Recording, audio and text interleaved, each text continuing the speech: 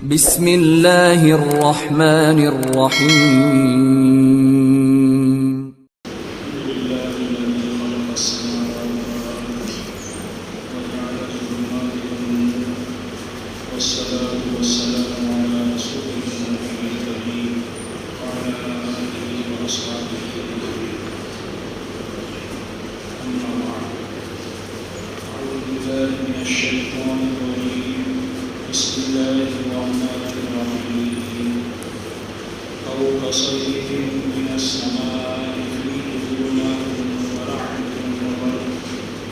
يجعلون أصابعهم في آذانهم من الصواعق حذر الموت والله محيط بالكافرين. صدق الله العظيم وصدق رسوله النبي الكريم ونحن على ذلك من الشاهدين والشاكرين. قابل صدر احترام میرے بزرگ اور میرے ساتھیوں اور میرے عزیز نوجوان، تفسیر میں جانے سے پہلے میں چھوٹی سی بات عرض کروں کہ اللہ رب العزت نے ہمارے یہاں یہ تفسیر کا سلسلہ جو جاری فرمایا ہے،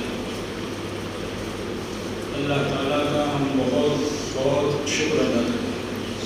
یہ اللہ رب العزت کی بہت بڑی نعمت ہے جو مدارس کے علاوہ کسی اور جگہ نہیں ملتی.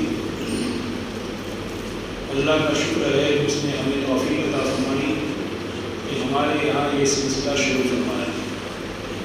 ہم پابندی اور استقامت کے ساتھ اس میں شریک ہوتے ہیں. استقامت اور پابندی اور ہمیشگی بہت بڑی نعمت ہے. اس بات میں آتا ہے خیر العمل ما دین علیہ وان قل. بہترین عمل وہ ہے کہ جس پر پابندی اور ہمیشگی کی جائے اگرچہ تھوڑا ہی کیوں نہ ہو. تو مواظبت اور ہمیشگی اللہ تعالیٰ کی طرف سے بڑی نعمت ہے. حضرت جنید بغدادی رحمۃ اللہ علیہ ایک مرتبہ تشریف لے جا رہے تھے. ایک آدمی کو سولی پہ لٹکایا گیا تھا، پھانسی دی گئی تھی. حضرت نے لوگ وہاں پر جمع تھے. حضرت نے دیکھا کہ لوگوں کا مجمع ہے تو اس نے پوچھا کہ کیا بات ہے، اس نے کون سا جرم کیا ہے، کس جرم میں اس کو سزا دی گئی ہے. تو کسی نے بتایا کہ حضرت اس نے پہلی مرتبہ چوری کی تو اس کا دانا ہاتھ کاٹا گیا، دوسری مرتبہ چوری کی بایاں پیر کاٹا گیا، تیسری مرتبہ کی تو پھر جو ہے اس کا اور جو کاٹا گیا. لیکن یہ آدمی جو ہے چوری سے باز نہیں آیا. تو حضرت جنید بغدادی رحمۃ اللہ علیہ نے اس کے پاس جا کر اس کے قدموں پر بوسہ دیا. جس کو پھانسی دی گئی تھی اس کے قدم کو بوسہ دیا. لوگوں نے کہا کہ حضرت بات سمجھ نہیں آئی، چوری کا مجرم ہے، چوری کا جرم کرنے والا ہے اور آپ نے اس کے قدم پر بوسہ دیا. فرمایا میں نے اس کی استقامت کی صفت پر بوسہ دیا ہے کہ اس کے ہاتھ اور کاٹے جا رہے تھے اور کاٹے گئے پھر بھی جو ہے اس سے بات نہیں آیا، اس پر اڑا رہا. تو اس صفت استقامت پر جو ہے میں نے اس کو بوسہ دیا. تو پابندی کے ساتھ اور استقامت کے ساتھ انشاءاللہ ہم شریک ہوں گے. اللہ رب العزت کا ایک اصول اور ضابطہ ہے کہ اللہ تعالیٰ ہدایت جو ہے انسانوں کو دو طریقے سے دیتے ہیں. اللہ یجتبی الیہ من یشاء ویہدی الیہ من یرید. یہ دو طریقے بیان فرمائے. بعض مرتبہ اللہ رب العزت جو ہے اس کو منتخب کر لیتے ہیں، چن لیتے ہیں اور ہدایت جو ہے اس کو عطا فرما دیتے ہیں. کئی واقعہ ایسے عبداللہ بن مبارک رحمۃ اللہ علیہ میں سے، ابراہیم نے رحمۃ اللہ علیہ میں سے کہ اللہ تعالیٰ نے ان کو چن لیا. ہدایت اللہ کی ہدایت کے لیے ان کو منتخب کر لیا. وَيَهْدِي إِلَيْهِ مَن يُنِيبُ. اور ہدایت کا دوسرا طریقہ یہ ہے کہ اللہ رب العزت کی طرف جو مانگتا ہے متوجہ ہوتا ہے اور اللہ کی طرف جو رجوع کرتا ہے اسے اللہ رب العزت ہدایت دیتے ہیں. تو ایک ہدایت ملتی ہے اللہ کی طرف سے بھی مانگے اور دوسری ہدایت جو ہے ملتی ہے اللہ کے سامنے مانگنے سے۔ اور اللہ رب علماء نے یہ بات لکھی ہے، بڑی عجیب بات ہے کہ بندہ جو ہے ہدایت کی دعا کرے اور اس کی ہدایت کی دعا جو ہے قبول نہ ہو، یہ نہیں ہو سکتا۔ اللہ رب العزت نے خود جو ہے قرآن پاک میں فرمایا اہدنا الصراط المستقیم، اے اللہ تو ہمیں ہدایت عطا فرما سیدھے راستے کی۔ اللہ تعالیٰ نے خود سکھایا ہے اور خود حکم دیا ہے کہ مانگ ہدایت کو، ادعونی استجیب لکم، مجھ سے مانگو میں تمہاری پکار کو جو ہے قبول کروں گا۔ تو بھائی اللہ رب العزت جو ہے ہدایت عطا فرماتے ہیں طلب پر، اور ہم سب کا اصل جو ہے مکان اور ہم سب کی اصل جگہ جو ہے وہ آخرت ہے۔ اللہ رب العزت کی طرف دنیا کے اندر اللہ رب العزت کا ممکن ملے گا، دنیا کے اندر اللہ کے نبی کا انکار کرنے والا ملے گا، لیکن موت ایک ایسی حقیقت ہے کہ اس کا کوئی انکار نہیں کرتا، اور موت یہ ذریعہ ہے اللہ رب العزت سے ملنے کا۔ لیکن ہمارا حال یہ ہے کہ ہم غفلتوں میں جو ہے زندگی گزار رہے ہیں، نہ ہماری بات چیت کرنے کا کوئی ٹھکانہ، نہ جو ہے ہماری کان جو ہے محفوظ ہے، نہ زبان ہماری محفوظ ہے، ہمارا کوئی کچھ جو ہے محفوظ نہیں، اس لیے کہ دل بگڑا ہوا ہے۔ انسان کے جو ہے ظاہری اعضاء سے نکلنے والے اعمال اگر بگڑے ہوئے ہیں تو سمجھ لینا کہ یہ انسان کا دل بگڑا ہوا ہے۔ حدیث پاک میں آپ نے فرمایا کہ انسان کے جسم کے اندر ایک لوتھڑا ہے، ان فی الجسد مضغۃ اذا صلحت صلح الجسد كله واذا فسدت فسد الجسد كله الا وهي القلب۔ اللہ کے نبی نے فرمایا کہ جسم کے اندر ایک لوتھڑا ہے کہ جب وہ صحیح ہوتا ہے تو پورا جسم صحیح ہوتا ہے، اور جب وہ بگڑتا ہے تو پورا جسم بگڑتا ہے، اور وہ ہے دل۔ صحابہ کرام نے اپنے دلوں کو جو ہے پاکیزہ کیا، اپنے دلوں پر جو ہے محنت کی، جس کی وجہ سے ان کے جسم سے نکلنے والے اعمال طاقتور تھے۔ حضرت عمر رضی اللہ عنہ کا زمانہ ہے، حضرت تمیم داری رضی اللہ عنہ ایک صحابی گزرے ہیں۔ یہ وہ صحابی ہے کہ جنہوں نے مسجد نبوی صلی اللہ علیہ وسلم میں سب سے پہلے چراغ کو روشن کیا تھا۔ تمیم داری رضی اللہ عنہ، آپ صبح صبح جو ہے مسجد نبوی میں پہنچے تو آپ نے دیکھا کہ مسجد روشن ہے، مسجد کے اندر چراغ جل رہا ہے، تو آپ نے فرمایا بھائی کون ہے جس نے میری مسجد کو روشن کیا ہے؟ اگر میری اور بیٹی ہوتی تو میں اس کو نکاح میں دے دیتا۔ یہ حضرت تمیم داری رضی اللہ عنہ، حضرت عمر رضی اللہ عنہ کی خلافت کا زمانہ ہے۔ پہاڑ میں سے جو ہے ایک آگ نکلتی ہے، تو آپ نے فرمایا بلاؤ تمیم داری کو۔ بلایا گیا، آئے، امیر المومنین کیا حکم ہے؟ فرمایا کہ فلاں پہاڑ سے جو ہے آگ نکلی ہے، اس کو واپس کرو۔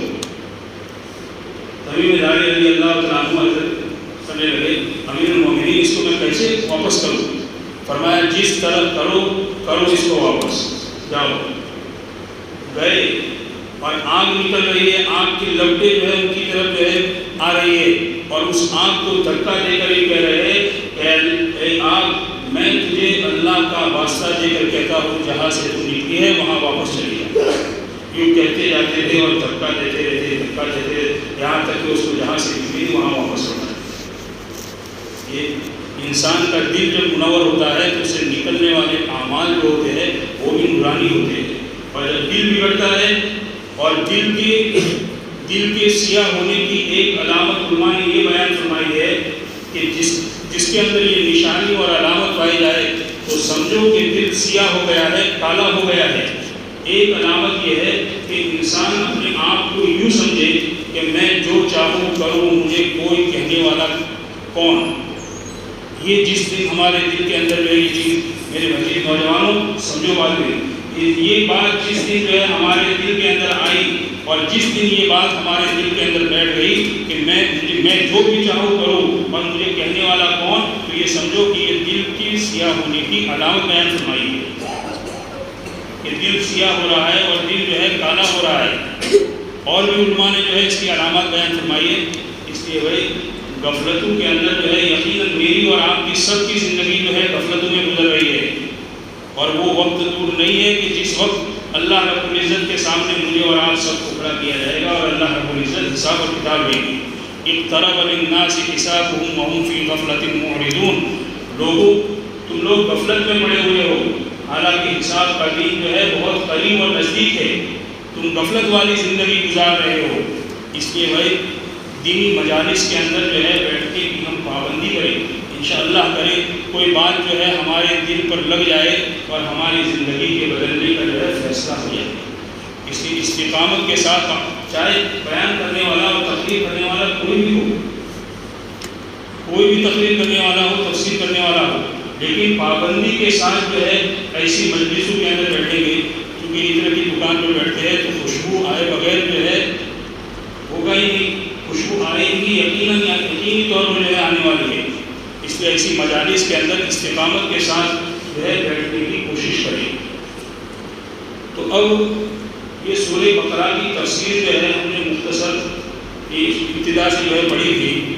اس میں ابتدا میں اللہ رب العزت نے مومنین متقین کا تذکرہ فرمایا تھا، اس کے بعد اللہ تعالیٰ نے دوسری فریق اور دوسری جماعت جو کھلم کھلا کافر ہے ان کا ذکر فرمایا تھا، اور تیسری جماعت منافقین کی جماعت تھی، ان کا ذکر فرمایا تھا۔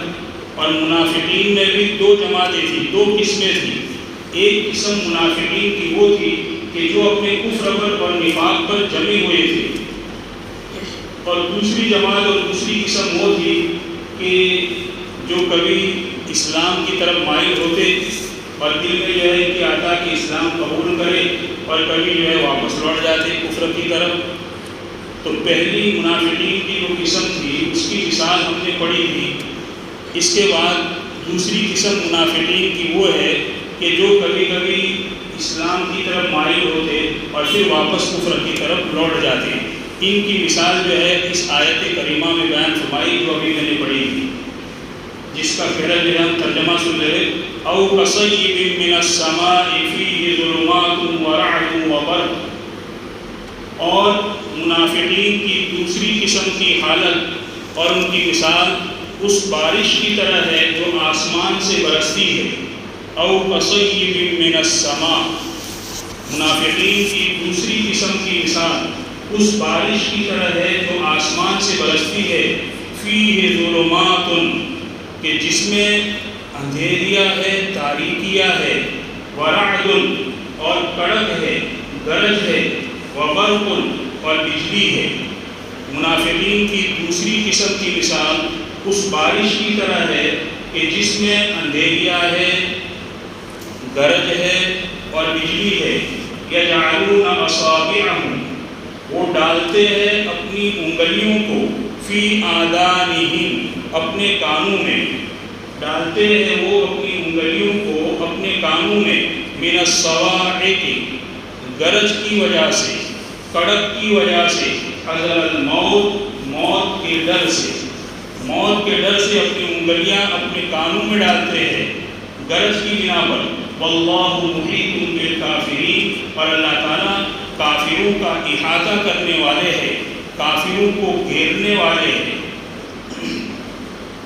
اس میں اللہ تعالیٰ نے منافقین کی دوسری قسم کی مثال بیان فرمائی کہ فرض کر لو ایک آدمی جو ہے کسی جنگل بیابان میں جا رہا ہے، بارش آسمان سے برستی ہے، اور اس رات کے اندر تاریکیاں اور اندھیریاں چھائی ہوئی ہے، اور آسمان سے گرج اور کڑک کی آواز بھی آ رہی ہے، جس کو ہم گرجنا کہتے ہیں، بادل بھی گرج رہے ہیں، وبرق، اور بجلی بھی ہو رہی ہے، اور وہ چلنے والا آدمی جو ہے اپنی انگلیاں اپنے کانوں میں ٹھوستا ہے، ڈالتا ہے تاکہ میں موت سے بچ جاؤں۔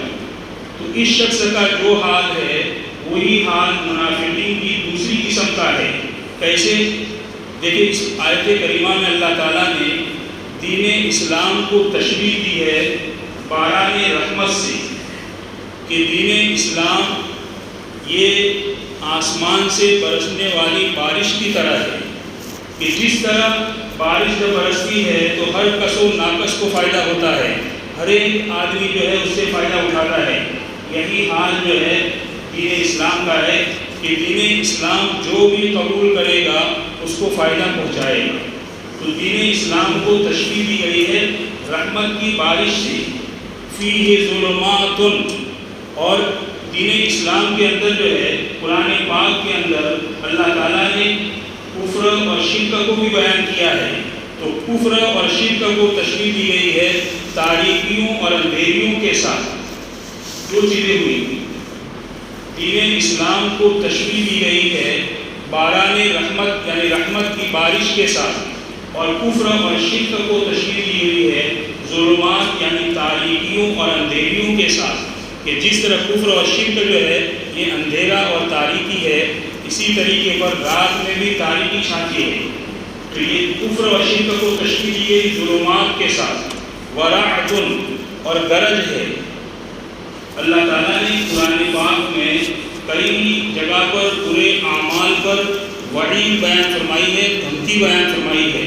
تو یہ وعید اور دھمکی جو ہے اس کو تشبیہ دی گئی ہے گرج کے ساتھ۔ وبرق، اور بجلی ہے۔ سچے دلائل کو تشبیہ دی گئی ہے بجلی کے ساتھ، کہ جس طریقے پر بجلی سے آدمی کو راستہ معلوم ہوتا ہے، اسی طرح دلائل حقہ کے ذریعے بھی آدمی کو راستہ معلوم ہوتا ہے۔ تو یہ چار چیزیں بیان فرمائی۔ دین اسلام کو تشبیہ دی گئی باران رحمت کے ساتھ، کفر اور شرک کو تشبیہ دی گئی ظلمات کے ساتھ، اور وعید کو دھمکی دی گئی، وعید اور دھمکی کو جو ہے تشبیہ دی گئی رعد گرج کے ساتھ، اور دلائل حقہ کو تشبیہ دی گئی ہے بجلی کے ساتھ۔ تو جو حال اس آدمی کا ہے وہی حال ان منافقین کا ہے، کہ منافقین بھی جو ہے اس طریقے پر چل رہے ہیں کہ جب بھی وہ تاریکیاں اور اندھیریوں میں چل رہے ہیں، یعنی کفر اور شرک کی تاریکی اور اندھیرے میں چل رہے ہیں، اور ان کے سامنے جب احکام شاقہ مشکل احکام جب ان کے سامنے آتے ہیں، جیسے جہاد وغیرہ کا حکم اللہ نے اتارا، نماز کا حکم اللہ نے اتارا، تو یہ جو ہے ان پر بوجھ پڑتا ہے، تو جس کی وجہ سے وہ دین اسلام کی طرف مائل ہوتے ہیں، لیکن یہ احکام جب سنتے ہیں تو وہ پیچھے ہٹ جاتے ہیں۔ وبرق، اور بجلی ہے، یعنی جب ان کے سامنے دلائل حقہ آتے ہیں، اسلام کے سچ ہونے کے دلائل جب ان کے سامنے آتے ہیں تو وہ دین اسلام کی طرف مائل ہوتے ہیں۔ مثلا مسلمانوں کا غلبہ ہو جانا، مال غنیمت کا حاصل ہونا، جب یہ چیزیں دیکھتے ہیں تو وہ دین اسلام کی طرف مائل ہوتے ہیں۔ لیکن جب جہاد کا حکم، نماز کا حکم، زکوٰۃ کا حکم، ان کو جب دیکھتے ہیں تو وہ پیچھے ہٹ جاتے ہیں۔ تو جیسے وہ آدمی چل رہا ہے کہ جب اس کا حال بھی ایسا ہے کہ جب بجلی ہوتی ہے تو راستہ دکھتا ہے تو چلتا ہے، اور جب بجلی ختم تاریکی چھا جاتی ہے تو وہ اسی جگہ پر کھڑا رہ جاتا ہے۔ تو اس کا حال جو ہے وہ ان منافقین کا ہے کہ دین اسلام کی طرف مال غنیمت ہے یا اسی طرح کوئی ایسی چیز ان کے سامنے آتی ہے کہ جس میں ان کا فائدہ ہوتا ہے تو وہ دین اسلام کی طرف چلنے لگتے ہیں۔ لیکن جب کوئی بھاری اور مشکل حکم جب ان کے سامنے آتا ہے تو وہیں پر وہ رک جاتے ہیں، یعنی دین اسلام کے اندر داخل ہونے کا جو ارادہ کرتے تھے وہاں سے وہ واپس لوٹ جاتے ہیں۔ تو معلوم یہ ہوا کہ پہلی قسم جو منافقین کی تھی وہ قسم تھی کہ جو کبھی بھی دین اسلام کی طرف مائل نہیں ہوتی تھی، اور یہ اسی لیے ان کے بارے میں اللہ تعالیٰ نے فرمایا تھا کہ صم بکم عمی، کہ وہ تو بہرے ہیں، گونگے ہیں، اندھے ہیں، فہم لا یرجعون، اور وہ کفر اور شرک کو چھوڑنے والے نہیں ہیں۔ اور یہ دوسری جماعت اس قسم کی نہیں، کبھی کبھی دین اسلام کی طرف بھی مائل ہوتی ہے اور کبھی جو ہے اپنے کفر اور شرک کی طرف واپس لوٹتے ہیں۔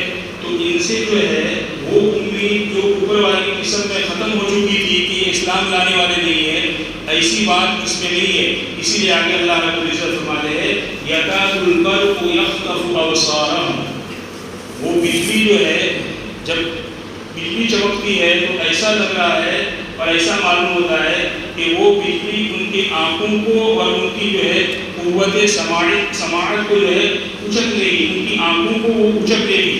یکاد البرق یخطف ابصارہم، ایسا معلوم ہوتا ہے کہ وہ بجلی اچک لے گی ان آنکھوں کو، یعنی اس بجلی کی وجہ سے جو ہے ان کی آنکھیں جو ہے ان کا نور اللہ رب العزت سلب کر لے گا، کھینچ لے گا.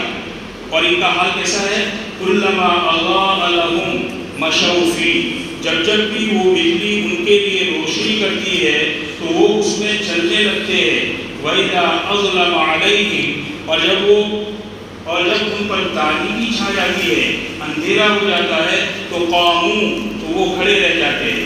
اسی طرح دین اسلام کی حقانیت سامنے آتی ہے تو دین اسلام کی طرف چلتے ہیں، اور جب ان پر مشکل احکام اور بھاری احکام جب ان کے سامنے آتے ہیں تو قاموا، وہ لوگ کھڑے ہو جاتے ہیں. وَلَوْ شَاءَ اللَّهُ لَذَهَبَ بِسَمْعِهِمْ وَأَبْصَارِهِمْ، اور اگر اللہ رب العزت چاہتے تو ان کے کانوں کو اور ان کی آنکھوں کو سلب کر دیتے، ختم کر دیتے. یعنی اللہ تعالیٰ بجلی کے محتاج نہیں کہ بجلی آئے اور آنکھیں وغیرہ جو ہے ختم، اس کا نور سلب کر لے. اللہ رب العزت کی ذات قادر قدرت ہے کہ اگر اللہ چاہتے تو ان کی آنکھوں کی اور ان بینائی اور ان کے کانوں کی شنوائی جو ہے اللہ تعالیٰ ختم کرتے.